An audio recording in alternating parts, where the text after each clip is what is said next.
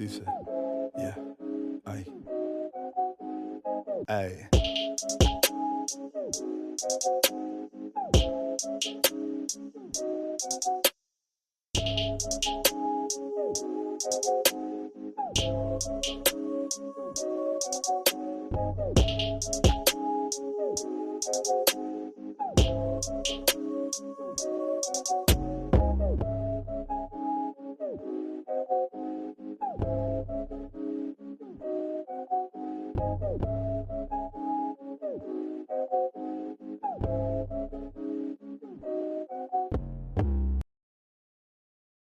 Good day and welcome. I am William, narrator for the FYI, I Am Damaged podcast.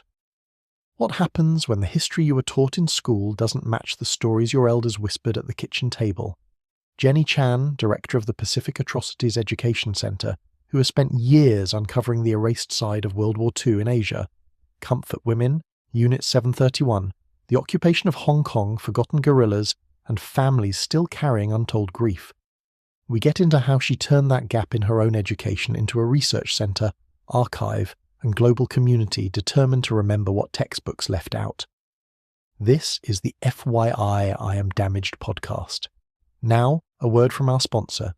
Oscar wrote a wonderful children's book called Logan, the strong-minded little elephant. Check it out. Meet Logan, the strong-minded little elephant who learns that bravery isn't about being fearless. It's about believing in yourself even when you're scared.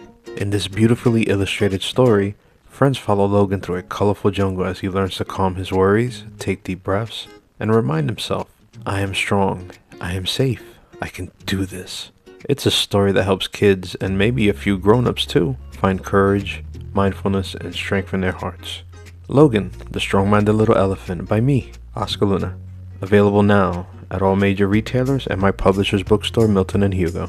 Because it's up to every parent to show that their child deserves to know that strength starts from within. Thank you for joining me on another episode of FYI I Am Damaged. I'm joined by Jenny Chan. She is the director of the Pacific Atrocities Education Center. And thank you for joining me, Jenny. Thank you for having me. I'm really looking forward to this conversation. Me as well. I jumped at the chance once you reached out to me, and it was something that I knew I couldn't pass up. Now, I guess let's get on with it. Yeah. Jenny, you're the director of Pacific Atrocities Education Center. Please let us know more about you and your mission with the PAE and its mission to the world. Yeah, so our mission is to uncover the historical truth of what had happened in World War II in Asia. I grew up in the West, and I think that there's a huge difference between what I was learning in school and what my family had experienced in terms of their history, and also what I was learning in our education system. For example, my grandma had always been talking about like Japanese people were occupying Asia um and whatnot. And I remember we were learning in high school. We mostly learn about the Holocaust. And one of the kids in my classroom, well, my friend at the time, was saying to the teacher, like, oh no, the Japanese did much worse. They were bayoneting children and babies, and she actually got into trouble for saying that, because the teacher didn't know what she was talking about and thought that she was just not being compassionate to what she was learning about the Holocaust. And she was an A student. Like, I was actually a little bit shocked that she got into trouble for that. And probably she had already been ahead of all of us reading like the Rape of Nanking and whatnot. And so then that's why I was, and just reflecting on that, I'm like, okay, maybe there was something that was missing in my education. And after college, I got a really boring job, and I was reading a lot about because I had about World War II. And it's also like the time when my grandma passed away. and we found like this box of military yen, and it really sparked my interest because I'm like, man, what are these things? And then I was trying to Google it, and at the time Google wasn't that good with like, what a military yen was, or like rice rationing and whatnot. And so after she passed away, I found those items, and like, I know about America. I know that Japan was in the axis of power. I know that US was fighting Japan, but we kind of just, in school, I don't know if this is your experience as well. We watch a movie on Pearl Harbor, and then we read a book on atomic bomb, and then that was it. Like, in between, we really don't know what really happened. And then when I was reading like the estimates, I was very shocked. It's like 30 million people who died in Wow. World War II in Asia. And the higher estimate is like 45 million. And so when you put it in that perspective, it's like there must be millions of stories of like what had happened to these people. I started reading like a bunch of books on World War II in Asia, and I was thinking like, man, there must be like a research center where I can like go and work at or volunteer. And I couldn't find anything. Wow. You created one I think yourself? what? You created one yourself? So I created one myself. And it's been a journey. I was kind of naive to create this kind of research center myself, with a friend of mine. And I mean, if you read The Rape of Nanking, it's an unbelievably cruel story. Like, all humanity got lost, and it was just a matter of 6 weeks, 300,000 people got killed. But if you think about it, right, in the span of like 30 million people, then this 300,000 people episode is just a drop in the bucket, if you put it like that.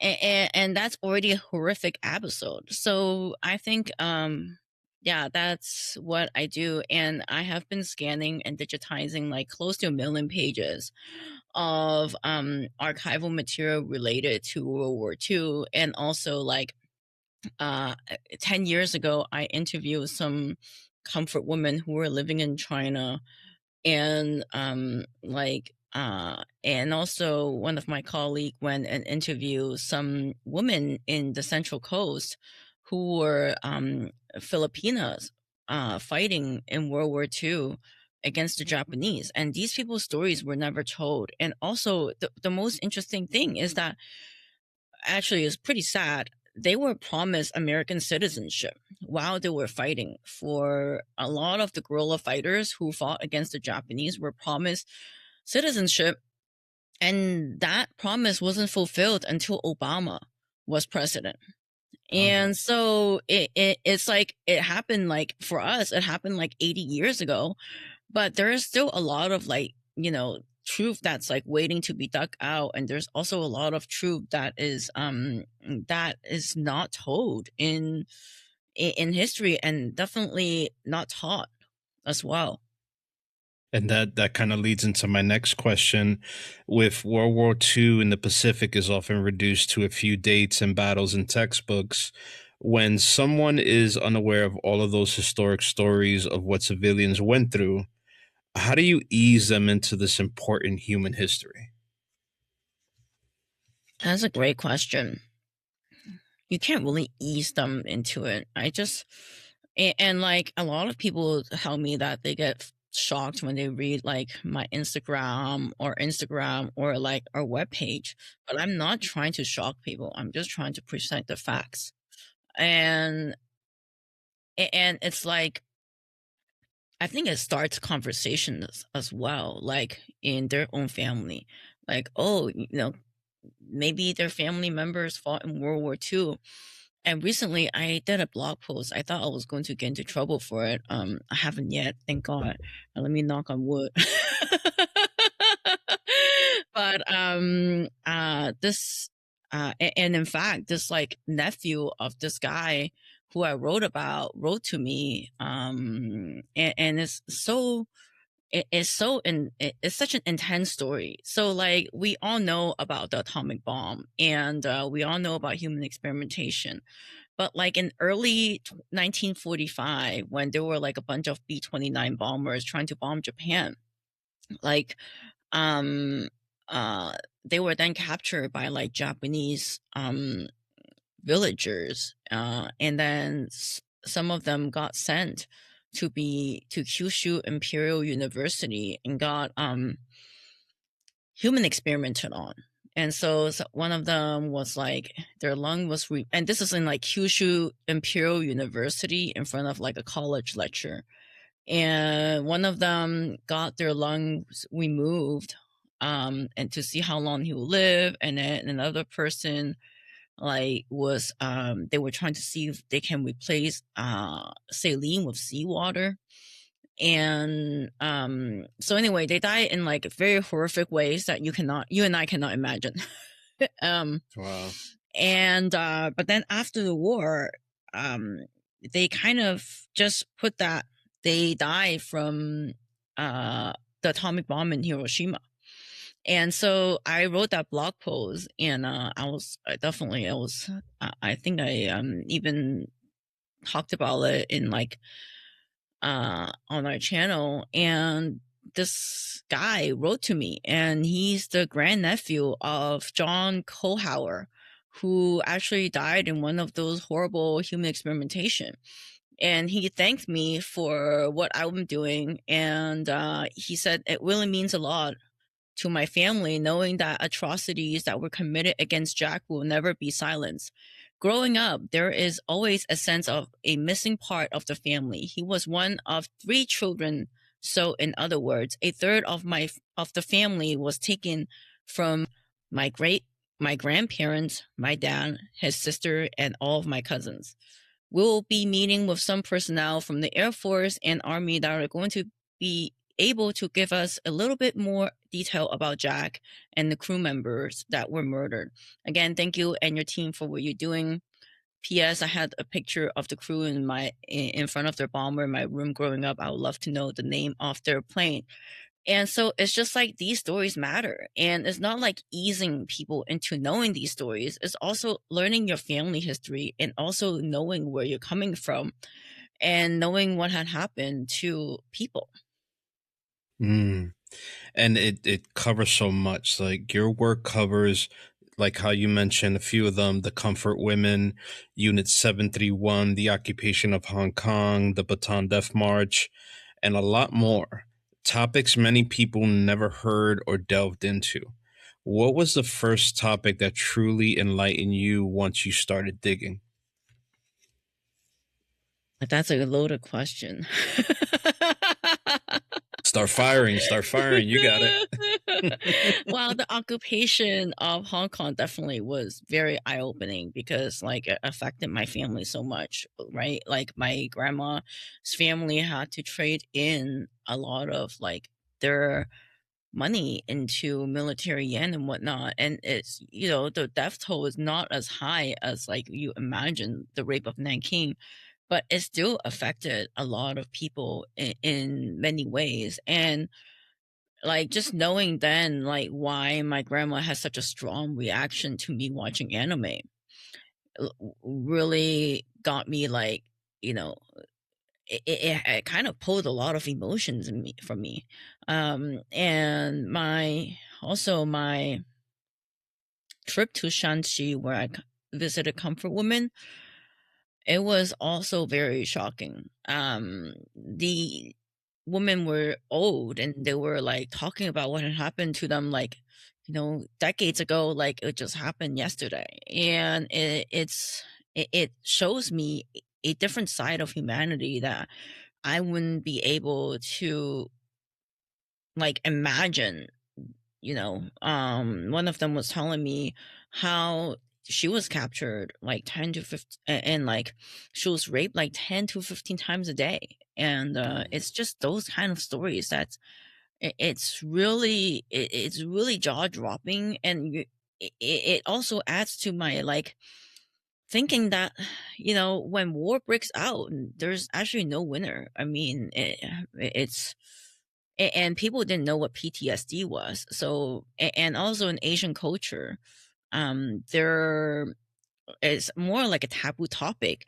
And so one of these women was pregnant after the war, and her mom said, "Oh, let's just bury," and she was pregnant, and then the mom told her to hide it away from people, and then they buried the baby at a cave nearby. And it's just like, and then they never talked about it again until, like, she's older, she's much older, and she doesn't, once you get to a certain age, you kind of don't care anymore. and, Wow. and that's when she was finally able to tell her story. And it's so, and it was like I visited them in 2015, and I had to like emotionally absorb the story, like, and so I finished writing the book in 2017, because like it's just like it how much like emotionally it took. And in like I also learned about, like, when I first realized about Unit 731 and like human experimentation, it also got me very interested, because I think in the first edition of Sheldon Harris' book, The Death Factory, he was talking about how they were doing human experimentation on Americans. And then Congress then held a hearing and said that they didn't really do that. So then he had a second edition, and that whole like part was omitted. And I think that's also very interesting and very telling of like the government and like trying to protect your interests as well. I hope this is not a government sponsored show, and I'm not going to get into trouble for this. No. Speak your mind, say what you want.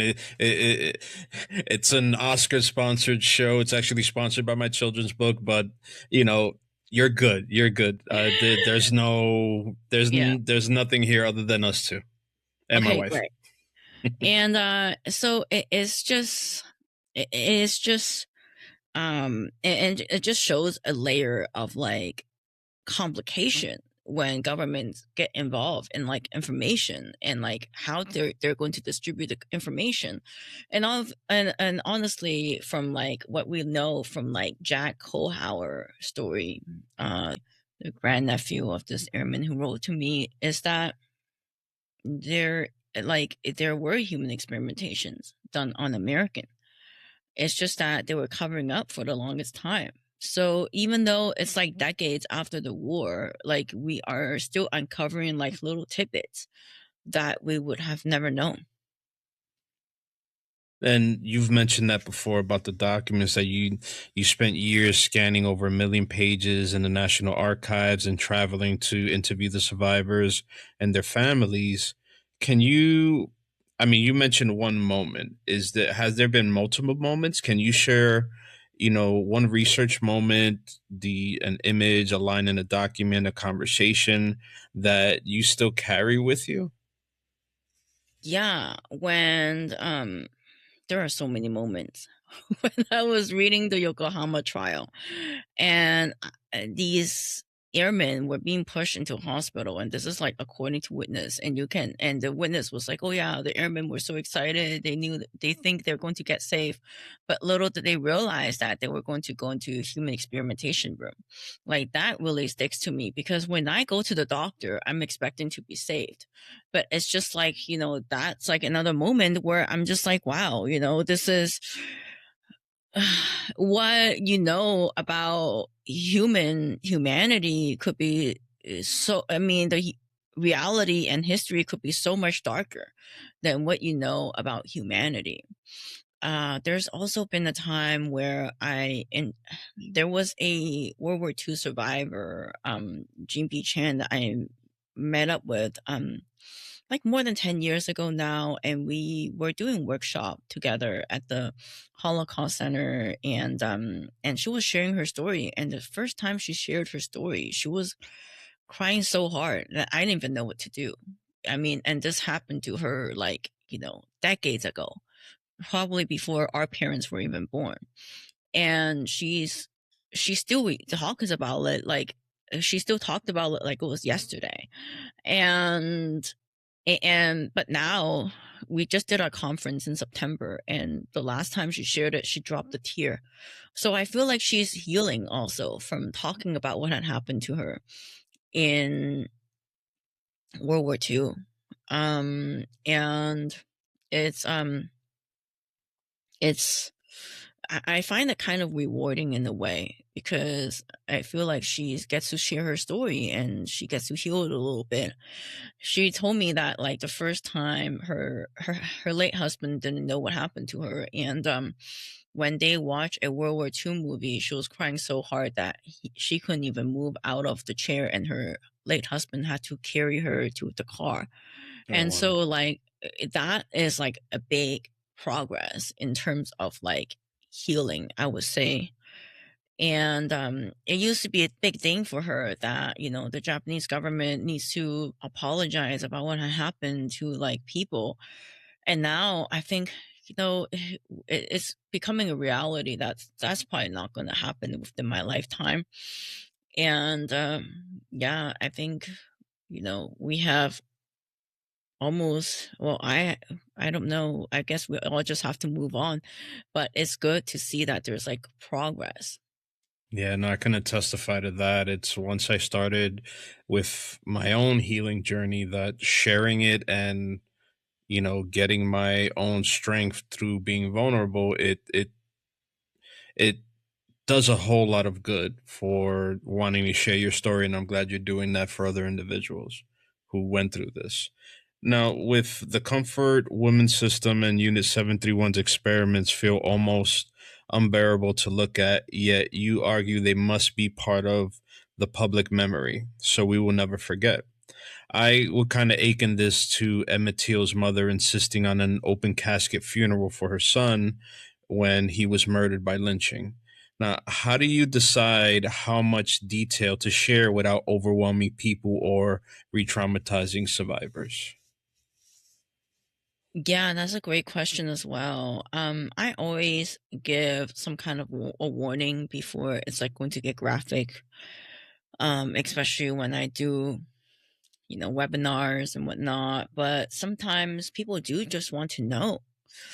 Uh, and and people think that high school students are like, um they can't handle the truth. But like last year, I was contacted by these high school students who were trying to participate in National History Day, and they reached out to learn more about Unit 731, and they put together a documentary for National History Day, and actually won first prize in their state.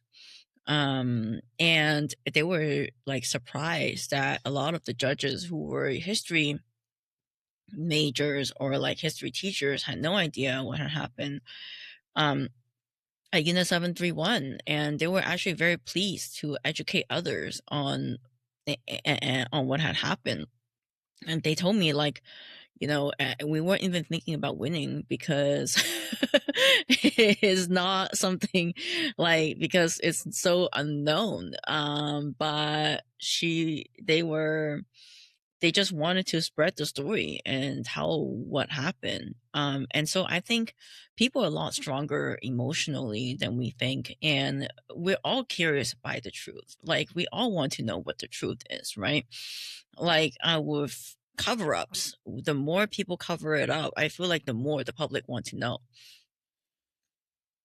No, you're right. And it we're more better equipped to handle and seek help after something like this kind of, what's the word? I know it's triggers people. Yes. So, it's something that with these type of stories, like, they have to be told. It's why would you have to dig them out of an archive just to say, hey, look, this is history, let's learn every single part of history, you know Yeah, I think so. And you can just learn partial history, because then that's when it becomes bias. Absolutely. You said World War II may have ended 80 years ago, but it's still happening for many in Asia. The trauma and politics haven't disappeared. What are some of the ways that history is still shaping families and international relationships today? Yeah, so the Japan Korea tension, I think, is like pretty high. They have protests every Wednesday in front of Japanese embassy with comfort women.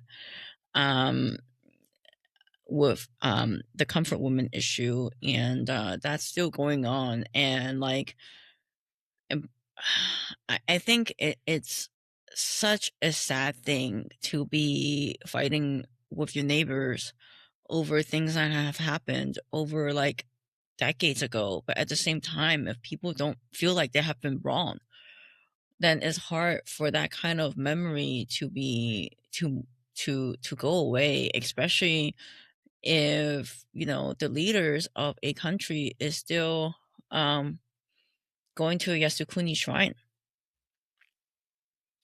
But it's like it's all of these stories. It's confirmed. It's been recorded. It's there. It's undeniable, and yet they still may want to deny or not even issue an apology. Is this sort of some, saving face kind of deal, or have any of them expressed like why they wouldn't either want to apologize or acknowledge what has happened? Yeah, so a prime minister in like I think like couple like 20 years ago made a statement, the Murayama statement. And actually the interesting thing is that the current prime minister of Japan actually showed up during his statement and argued that he shouldn't even have made that statement because it embarrasses the country. um and the current politician, the current political party in Japan right now, the dominating one is LDP. And LDP was actually founded by Kishinobusuke, who was actually allegedly a Class A war criminal. But because the United States needed Japan as an ally to fight communism, Eisenhower knew, Kishinobusuke knows how Japan politics works, knows how the Japanese minds work. So he pulled him out of Sugamo prison and helped him use American tax dollars to help him get back into power within a decade. And it doesn't matter that, like, politics is so nasty that it didn't matter to that Kishinobusuke was using these economic policy in World War II to kill millions of people. And it's really millions of people. And some of them are were American citizens. And it didn't matter at that time because of politics. And so due to politics, that's how they got into power. And they don't feel like they need to apologize or, reconciliate with their neighboring country, because they can just say like, hey, they're still in power and now they're fighting communism, so-called communism. And so I don't know the answer to this question really. Like, at the end of the day, like, if they fix the relationship, then can they still get like support from America, or would they then, like, it's all politics and power at the end of the day. The more I look into it, the more I think that's the that's the Yeah. underlying issue. So then, like, humanity just gets swept under the rug, and historical truth just no longer matter because of politics. Yeah, it's within. I don't know if this is a proper comparison, but with the German scientists who basically started the Yes. NASA program, and they brought them over here. What project? Paperclip. Operation Paperclip. Yep, yep.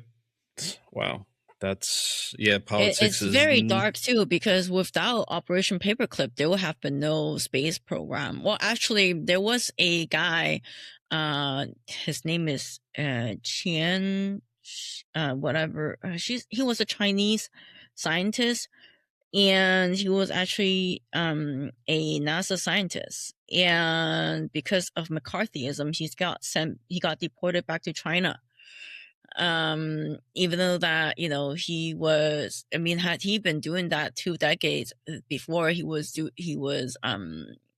creating NASA, like in World War II, he would have been, America's greatest scientist, because US and China were friends, right? And but after that, during the Cold War, he founded NASA Jet Proposal Program, and then he was deported because of suspicion of communism, and he went back to China and built the like Chinese space program. The whole missile program is like his baby. Had US not deported him and then start importing like Nazi scientists, we could have still had a space program if you think about it.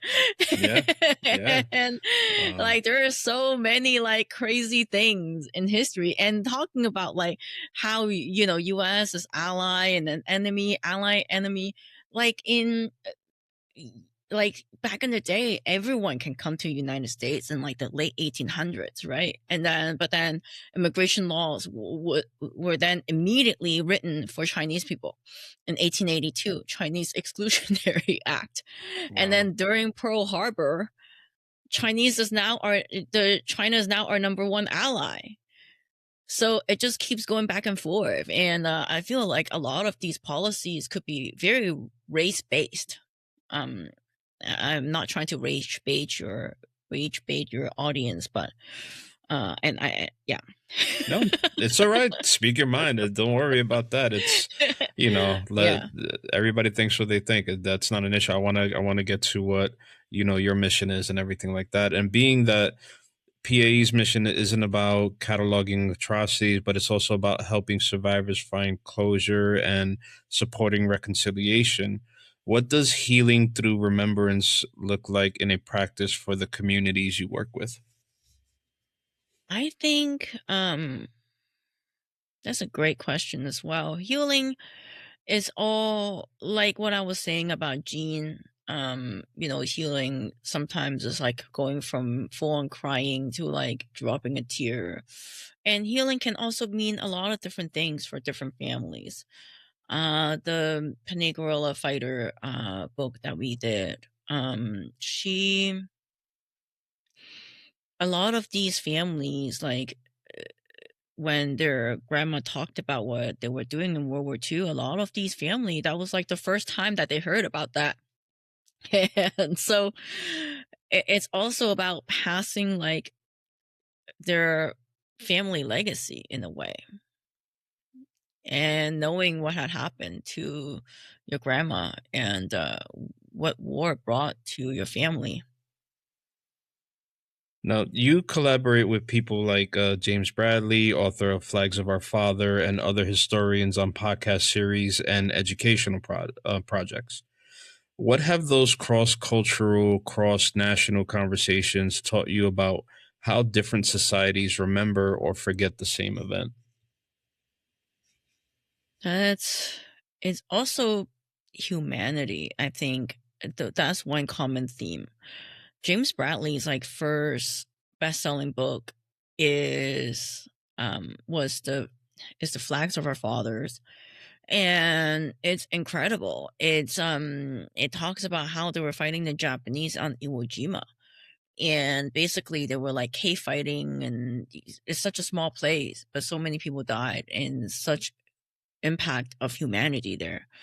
And at the end of the day, we're all humans. And when I was first reading his book, it almost feel like it's not the same war that like I was reading about on the rape of Nanking or like the occupation of Hong Kong. But at the end of the day, it's all the same war. It was all the same, like it was the same theater of war. And that's how vast and that's how like big this war really was. And like, and when I was meeting some of the Korean people who actually also suffered through the war, you realize that it's also the same war. It was also the same humanity. It's also the same suffering. Just because our skin color doesn't make one suffering matter more than another person's suffering. Absolutely. And I think these are the stories that need to be told. History is not very glamorous in a way. Oh, you're right. And it is a heavy subject, but it's like I felt like as soon as you approached me, like it needed to be told.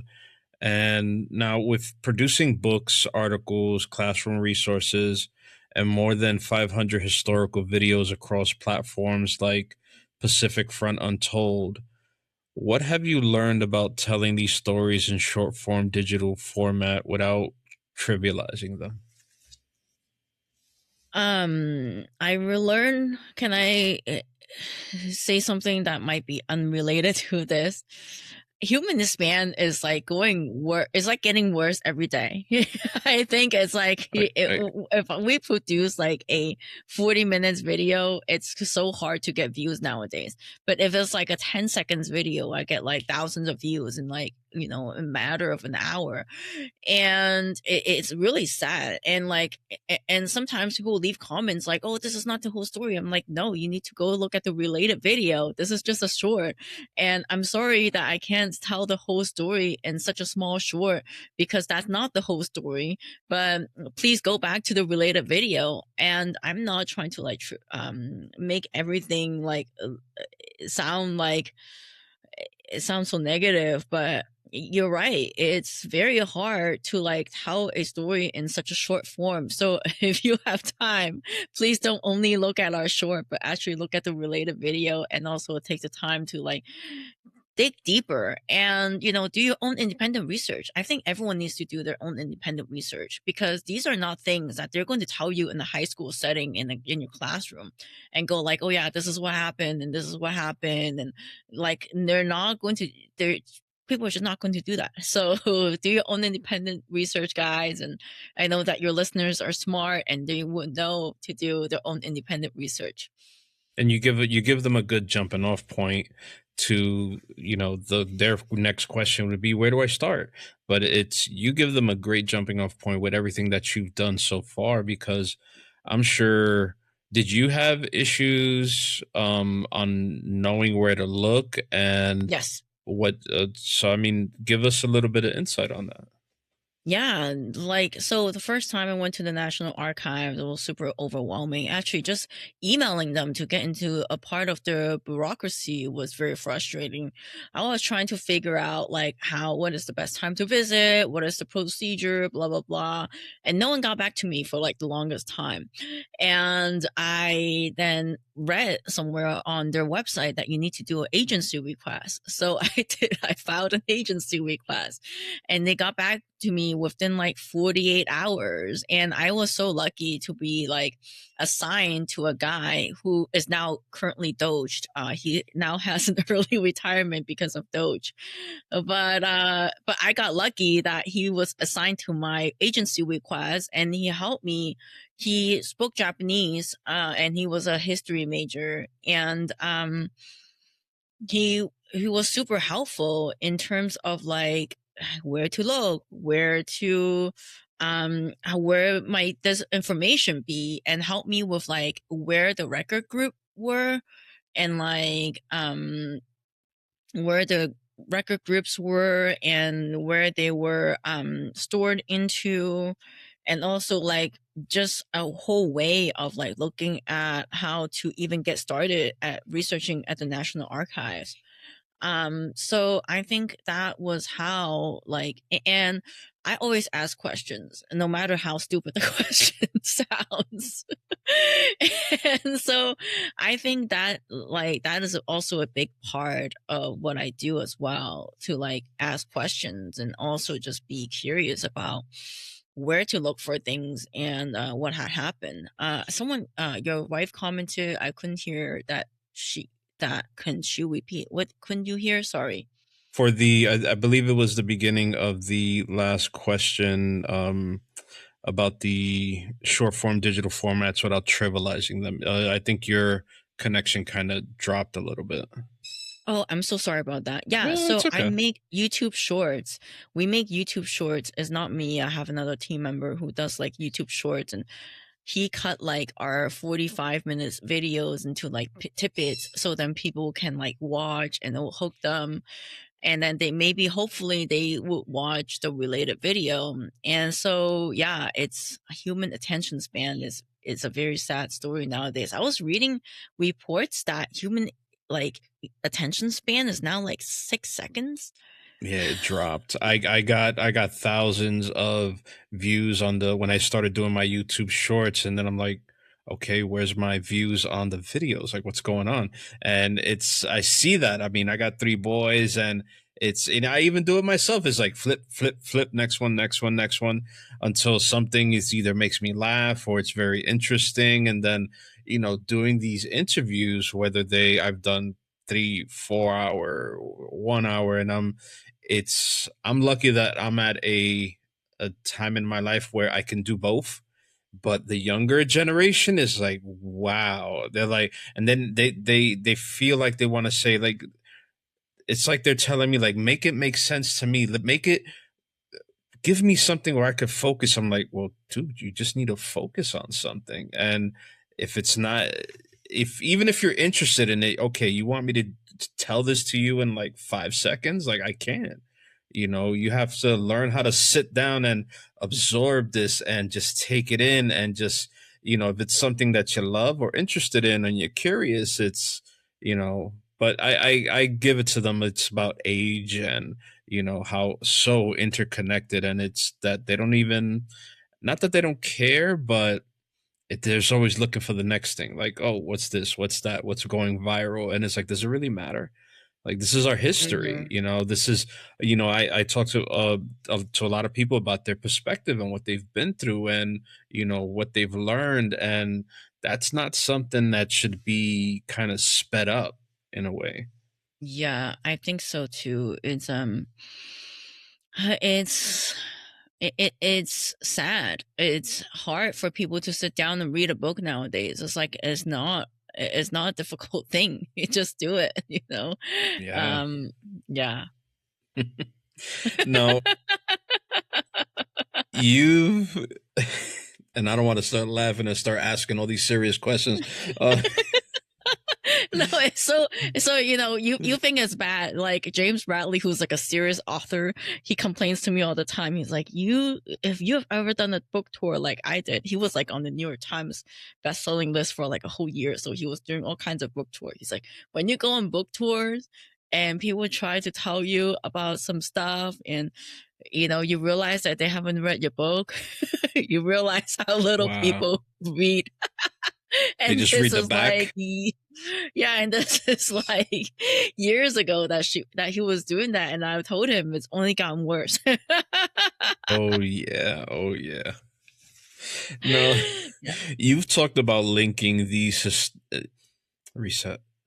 You've talked about linking these histories to contemporary human rights issues and current tensions in places like Taiwan and China and the broader Pacific region. What parallels do you see between the stories you uncover and what you're watching unfold today? I think there's a lot to unpack there, and just from like CIA involvement as well, like what I was talking about with the Cold War and the current tension going on. I'm like kind of scared about World War III, to be honest. Like, and just knowing historical truth, I think can help us prevent it. But it's so scary that, even if you have a million views, if you think about it, there's like 300 something million people in our country. So 1 million views mean that 300 something, million other people still haven't heard it, heard your message. And it's incredibly sad, to be honest, about, this whole, like, this whole thing. And it's and I just see history repeating itself. Like, people are making money out of wars and out of like situations that put other people into terrible places. And it's just, again, at the end of the day, it's about that greed. And for example, like, Lucky Palmer is talking about, I don't know if you know who Lucky Palmer is. He's like the guy who makes weapons. His company's name, I forget. Oh yeah, yeah, yeah. I've heard of him. Yes, and I think he was on another TED big Talk. yeah, and another big podcast, and he was talking about what he's developing and things of that. But yes, And please then he's like, oh, continue. we need space age to fight China. We need this to fight China. We need this and that. And the most depressing thing is that like we have already spent that kind of money, before in supporting Taiwan as well. And they end up, moving to Taiwan, and then they then killed a bunch of people who were native to Taiwan. And it's just like history repeating. And, we don't need this kind of like, warmongering so then more like really rich people can get richer. In a way, it's really sick. With now, for people whose own families carry war stories, silence, or migration trauma, what can they borrow from your work at PAE to start engaging in their own histories without needing to become a professional researcher? You don't have to really be a professional researcher. You can just start asking questions and asking like people like, "Hey, what had happened to you? What?" And well, but don't ask it in such a rude way, like, "Oh, tell me more about this." And it's like during our interviews, some of our interviews, like, when you know that people have been people have been through a lot. I feel like the best thing is to like, maybe this is going to sound stupid, but like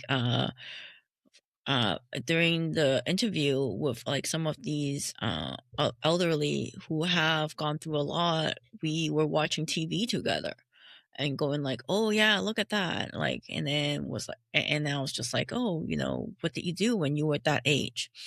So like you don't go and like start with like, crazy invasive questions. Maybe you start lightly, tread lightly first, and then find out more. And maybe it's going to be, I know that nowadays people's attention span is so low that it's hard to find out more. But yeah, just I think just engage and listen. Yeah, that's one of the, like, I'm definitely trying that to make sure I get all facets of history, finding, you know, there's not that many people left around from World War II. Even then, when I was working for the FDNY, one of the guys told me when I started all this, he's like, you need to talk to people from who were on the pile at 9/11, and to tell all these stories, because everybody's either dying of old age or cancer. And there's a lot of individuals I want to talk to from the past, that to get their perspective on it, because these stories are, they're just going away with time. And if they're not recorded by those individuals who were living those stories as the day goes by, when at that point in time, I would love to be a part of putting that out there for history's sake. Yeah, yes, that's correct. And also like, history doesn't die when the last witness fades away. So Absolutely. yeah. Now, you've built a community of tens of thousands of history lovers around this work. What has surprised you most about how everyday people, from the students you've interacted with, the veterans, descendants, respond when they first encounter these forgotten stories?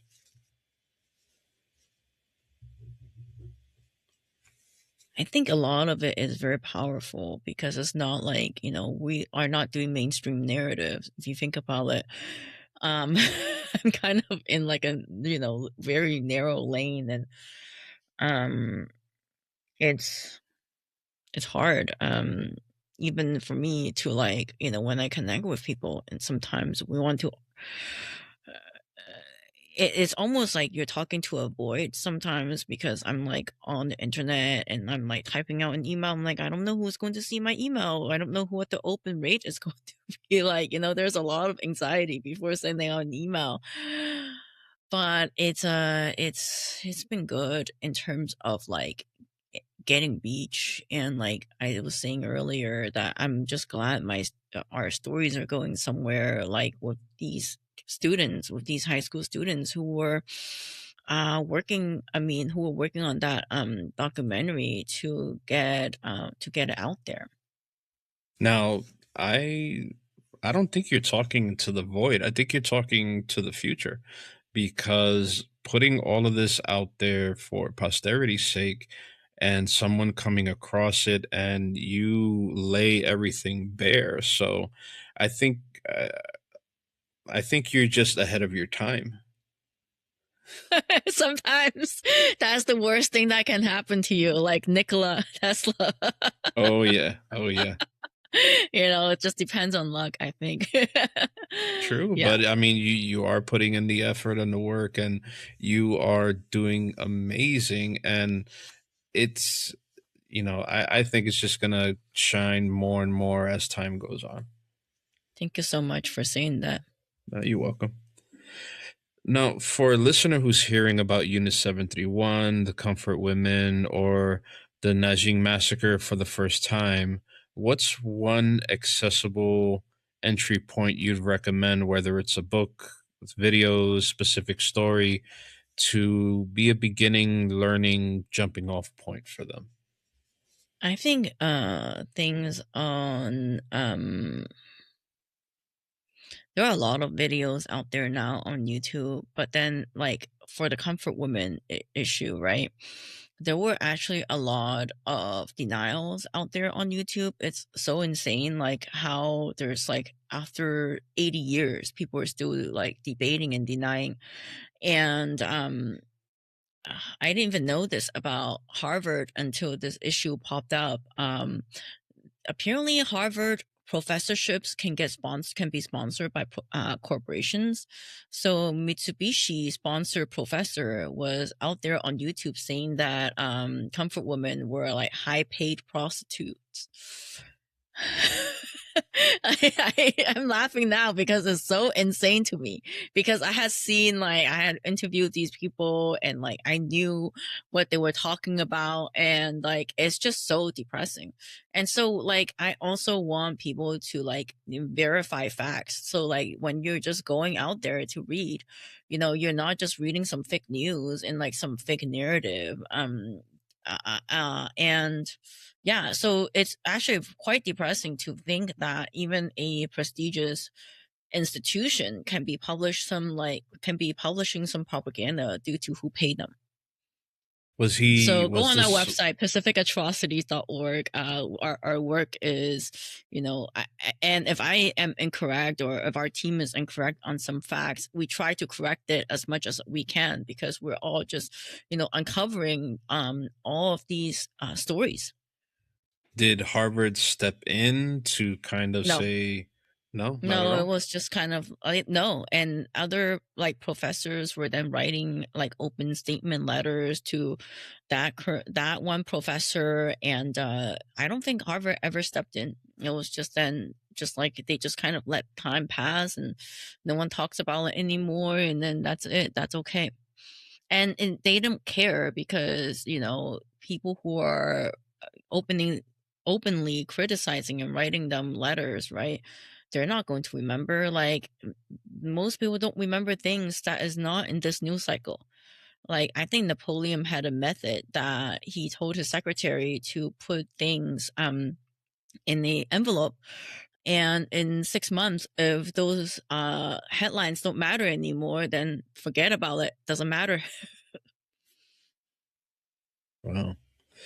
No, if someone wants to support this kind of memory work but doesn't live in Asia or work in education, what are some practical ways that they can help keep these histories alive? Subscribe to our YouTube channel, Pacific Front Untold, and go on our website and maybe make a donation.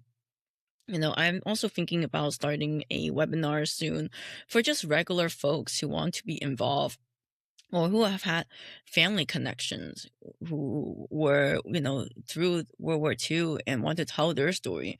Because I think a lot of what we are doing in history is that it needs to fit into a narrative, and sometimes those narratives are sponsored, and sometimes it's called cover up for a reason, and that's why we never hear about it.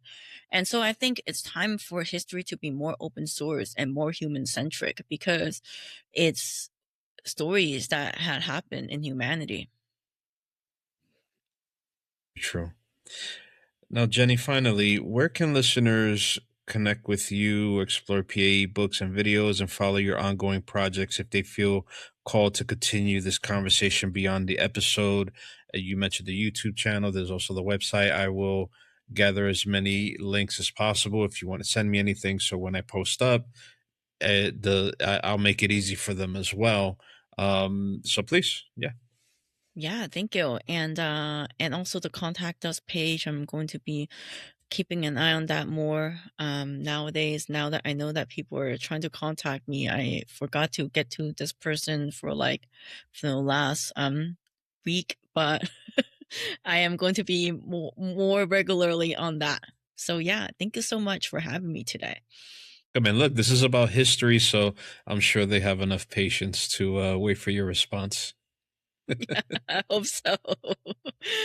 So, Jenny, thank you very much for your time, your insight into the work that you do, and you contributing to your current history for the history that you're uncovering, and to let people know, look, this is what happened.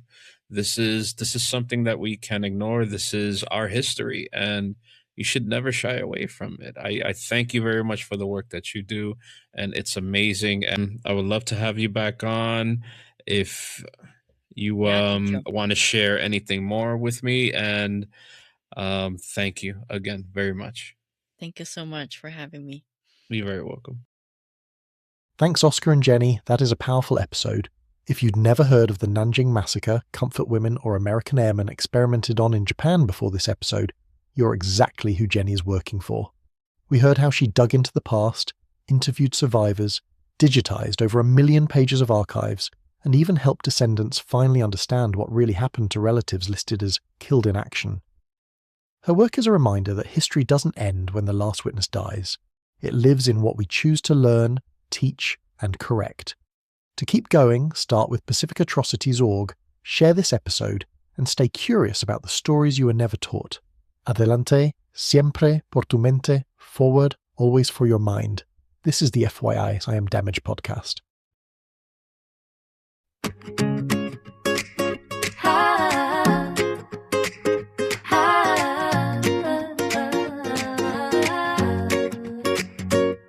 In the bright green jungle where the tall trees sway, lived a little elephant who felt big fins. Every day Logan loved to splash and play by the riverside, with sometimes wobbly legs made him wanna run and hide. Tummy doing flips like a stormy shaking drum. A tiny voice inside him whispered, what if I can't have fun? Then Brandon the wise monkey smiled from the tree, said, little friend, take a breath, come and sit with me.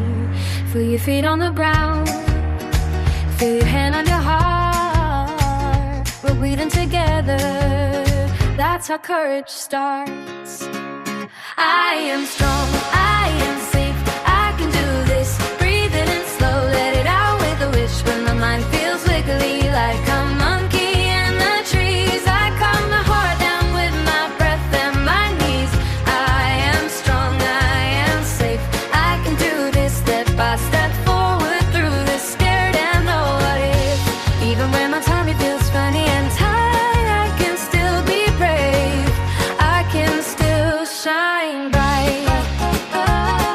Next day in the jungle they played a game of tag. Logan felt the nervous pull, his body started to drag, but he remembered Brandon and the tools he had inside. Took a deep gentle breath instead of running off to hide. Breathe in the sunshine, breathe out all the fear. Stomped his big elephant feet and felt his courage appear. With the wiggle of his trunk and a lap so free, whispered to himself, there's a lion heart in me. His friends saw him smiling as he joined in the game. They asked, Logan, what's your secret? You don't look the same. He said, when my thoughts get loud, I don't have to stay small. I breathe and move my body and I stand up tall. I am strong, I am safe, I can do this. Breathe it in slow, let it out with a wish. When my mind be wiggly like a monkey in the trees, I calm my heart down with my breath and my knees. I am strong, I am safe, I can do this. Step by step forward through the scared and know what if. Even when my tummy feels funny and tight, I can still be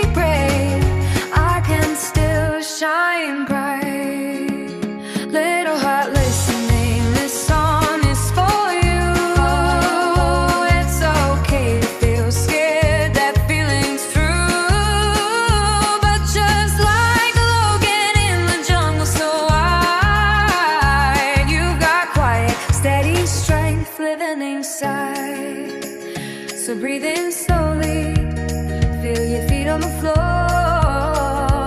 Let your shoulders soften. You don't need to.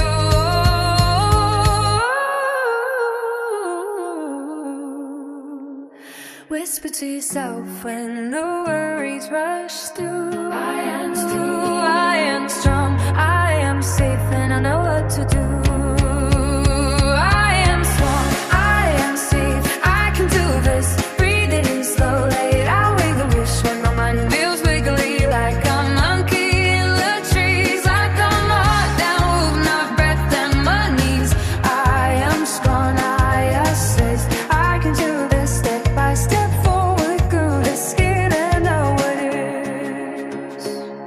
Logan showed the jungle and I show the world. There's a strong-minded hero in every boy and girl in the bright green jungle. When the stars shine above, brave little hearts fall asleep feeling safe.